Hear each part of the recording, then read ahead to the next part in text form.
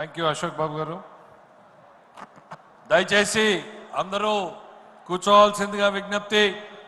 మరో ప్రధానమైనటువంటి వక్త మన ముందుకు రాబోతున్నాడు. దయచేసి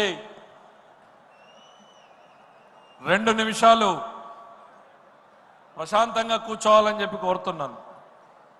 యువతరం శిరమెత్తితే, నవతరం గళమెత్తితే ఈ లోకమే మారిపోదా, ఈ చీకటే పారిపోదా అనే స్ఫూర్తితో కార్యకర్తల్లో చైతన్యాన్ని రగిల్చి వారిని సైనికులుగా తీర్చిదిద్దిన తెలుగుదేశం సేనాని కార్యకర్త కాల్లో ముళ్ళు కూర్చుంటే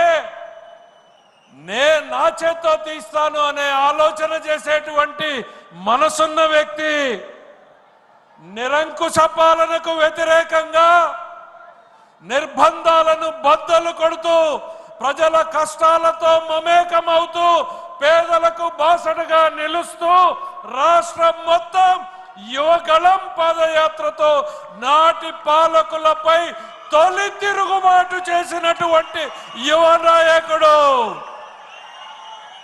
అడ్డంకులు ఎన్నైనా, అడ్డంకులు ఎదురైనా గమ్యాన్ని చేరనిదే వెనకడుగు వేయని పట్టు వదలని విక్రమార్కుడు.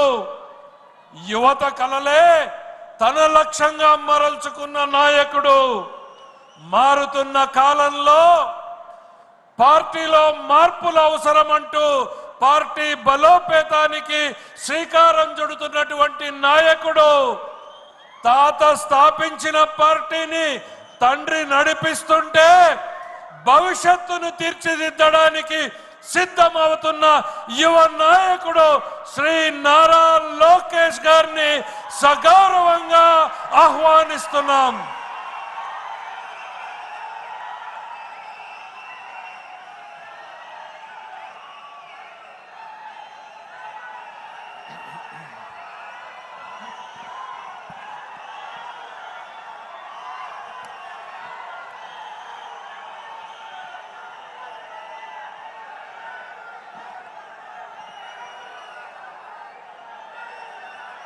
జై తెలుగుదేశం, జై తెలుగుదేశం. దేవుడి